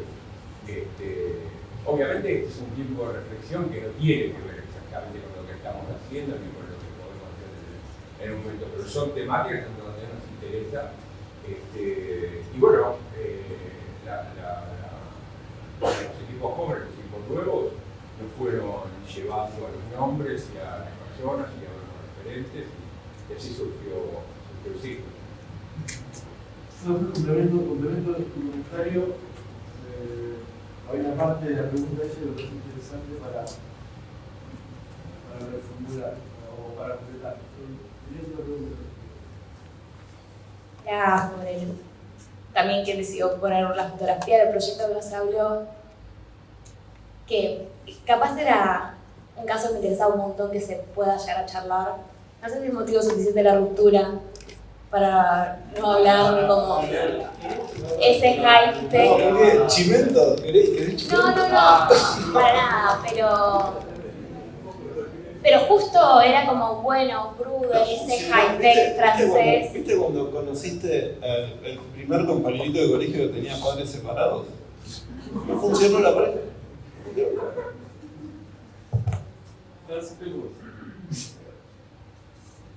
Pero acá culpa de la tecnología. Un poco tuvo que ver. Sí, un poco tuvo que ver. Perdón, hago una aclaración. Esas imágenes yo no les pedí permiso a ellos. No los representan. Me hago cargo. No, igualmente. No, cero. Esperá, yo solamente lo mencioné porque me parecía esperable que estando ellos y estando nosotros alguien contara ese proyecto. Hola. Si no se sabe la interna. Hay una interna y esa es la razón por la cual no lo mostramos. Punto. Reforzando la cuestión esta del pragmatismo técnico o por qué se planteó el tema, o sea, aparte de la polémica del tema que se dio dentro del estudio, tal vez tiene que ver con un comentario que hiciste vos, de lo que dijo tu cliente, tu hermano. ¿Fuiste vos o...? No. ¿Quién habló de esto de la muerte de la arquitectura? A favor. Bueno, o sea, en algún punto nos preguntamos si vos lo respondiste y o sea, hablaste de que cierta poesía la cuestión del habitar la arquitectura y no tanto una cuestión de búsqueda del lenguaje, pero nosotros veíamos como que hay un sistema que se está repitiendo cada vez más y que forma parte de la arquitectura contemporánea de hoy, que es como, y que también lo comentaste, que es muy anodino, muy silencioso, muy, ¿no? Y que tal vez para algunas personas, ¿no?, con sensibilidades distintas, puede llegar a representar como la muerte de la arquitectura. ¿Entendés? Como directamente no hay expresión, hay una renuncia a la búsqueda del lenguaje. La cosa pasa por otro lado. Cuando por ahí, o sea, yo no sé si esto forma parte del concepto de pragmatismo técnico o artilugio lingüístico o qué, pero hoy discutíamos por dónde pasa el tema. ¿Qué es pragmatismo técnico? O sea, ¿pasa por un sistema de pensamiento, por una filosofía? Creo que sí, en lo personal. Pero ¿qué trae aparejado como resultado en términos de arquitectura? Cuando de golpe pareciera que está todo bañado todo enjabonado por lo mismo y de golpe se podría llegar a entender como una especie de renuncia a lo que es un lenguaje, ¿no? Y todo cae en un lugar que tiene que ver con la sensibilidad del autor y de que tal vez sabe leer un poquito o hacer un doble clic en lo que intelectualmente buscó el autor en una obra. O sea, para nosotros, o sea, había un tema ahí que queremos profundizar, que hoy se expresó, pero bueno, no sé si lo vamos a poder desanudar, pero vemos eso. Incluso en el concurso de fachada que hicimos para estudiantes, y que Roberto ganó el premio, fue el gran tema de discusión. O sea, al final llegaron dos. Uno que era un poco como referente de esto que digo, y otro que era como alguien que planteaba la fachada como un sistema habitable y que hablaba de domesticidad desde otro lugar, no desde esta renuncia a la búsqueda. ¿Se entiende? Yo a veces me meto en un quilombo. No, en realidad porque no sé en realidad bien qué es poesía, ¿no? Es como que no, me mareo un poco cuando hablamos de poesía, no sé si es, viste, que entra el sol por una ventana y marca, no sé, el solsticio de invierno, de verano. Yo cuando hablo de pragmatismo técnico, que lo dije respecto al metálico, también lo digo respecto al hormigón, o al ladrillo, al tanito. Es como, hay un objetivo que es hacer una vivienda para que sea habitable, un edificio para que sea habitable, y si yo quiero poner, no sé, tubos de 20 centímetros y la industria me dice, mira, hay tubos de 18, porque es una parada de la máquina, digamos, está cortando tubo, me dice, mira, sale $30.000, bueno, pongo el de 18. O sea, para mí eso es pragmatismo puro en la arquitectura. sea, no sé si tiene poesía, si no tiene poesía, digamos, el objetivo es hacer un edificio que sea habitable. Después, obviamente que hay poesía, y mi poesía quizás desde del anonimato, que para otro puede ser parado, es un frío, o sea, meterle algo. Bueno, para mí la poesía es que no tenga nada. No tiene zócalo, no tiene pintura, no tiene revestimiento, no tiene nada. Esa es mi poesía. Sí, digamos, si tengo que hacer una casa, obviamente, no mostré otra parte de la arquitectura que hacemos en el estudio, que tiene que ver con hormigón, porque los clientes piden hormigón, porque les gusta el hormigón, y tiene un montón de ese lenguaje de la poesía, que nos enseñaron a nosotros no sé, en el 2000 o en los 90, que venía quizá de la arquitectura también española, pero fue esa fachada, bueno, por eso olvidar el tema del lenguaje, cuando la fachada que va de nivel a nivel, es sorprendente. Una propuesta fuerte. Olvidémoslo de eso. Sí, bueno, pero también una decisión de escribir, decirla desde el lenguaje, sin decir también urbanamente qué pasa con eso. Hablaron de Gol, esta es una propuesta muy fuerte en la ciudad, en lo urbano. O sea, hay un destaque del edificio muy fuerte, hay un destaque de una determinada imagen que quiere compartir. Bueno, pero quizás tiene que ver con la manera como de querer contar, o sea, o ese pragmatismo, o ese sistema de trabajo pragmático que por lo menos intento tener en el estudio, de no voy a perder tiempo en contar esa poesía cuando puedo contar la otra poesía que es la pragmática, digamos, la forma de operar en el estudio. O sea, es como, para mí me parece mucho más importante decir, mira, para mí el edificio, el frame, nosotros pensamos que teníamos que meter tubos de 20 centímetros y que la estructura era mucho más chiquitita, más repetitiva, más ensamblada. Y cuando fuimos a la industria, que era la empresa que nos estaba dando el material para que llevemos adelante el edificio, mirá, hay tubos de 25 centímetros de alto, porque en realidad no sobran, porque no los compra nadie, porque están medio fabricados. Fue la primera tanda que cuando compramos la máquina de China que llegó, que fue la primera tanda que hicimos, están todo eso para usar. Entonces, a mí me resulta más como interesante contar ese trasfondo que termina siendo como mucho más pragmático que contar, digamos, la poesía de quizás la fachada. No sé si me invitan, si se caen los invitados, ven con el dibujo lingüístico. Cuento la fachada. Yo no creo que nunca hay renuncia o sea, siempre existe un lenguaje en lo que hacemos. No, yo lo que digo es que renuncia al discurso. Pero tampoco, es otra forma de discurso. Son de eso. Es lo mismo que con el lenguaje, digo, como, claro, a mí una vez me pasó en otra charla. También fue parecida a esta. O sea, porque vengo como repitiendo, sin mostrar geometrales, sin mostrar planta, corre, terminó la charla y se acerca y me dice, divina la charla, divina la obra, impecable, ahora no mostraste una planta. Bueno, fue una decisión no mostrar una planta. Sacarlo de una decisión, mostrar la planta y porter, pero bueno, son decisiones como de lenguaje. ¿Puedo comentar algo que dijo Caro? No porque sea mi socia, para nada. Creo que, yo no sabía lo que iba a presentar, no le había visto la charla antes y demás. Hay algo, y quizás veo muchas cosas que teníamos como preparadas de otra charla y demás, pero que lo armó bastante distinto. Pero hay algo que a mí me parece interesante, el enfoque, elegir contar dos paquetes de obras que no tenían nada que ver desde unas con las otras, y que cuando lo pasó de una a la siguiente dijo, porque para nosotros un poco eso tiene que ver con el enfoque pragmático.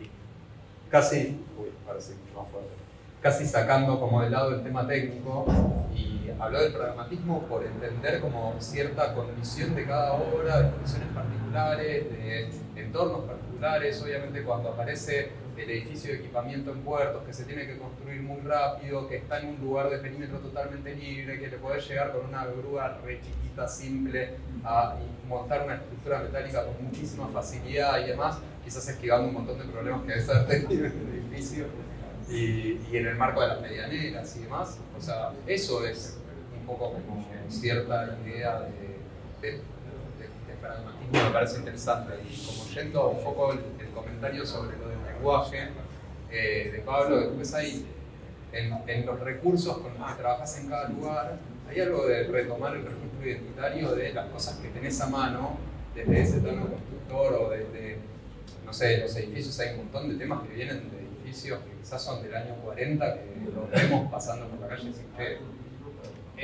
este tema de la montante, cómo agarra la baranda, o cómo está tomado las persianas barrio, como, bueno, como dentro de la identidad de... Sí. Bueno, siendo las 21:15, damos final a...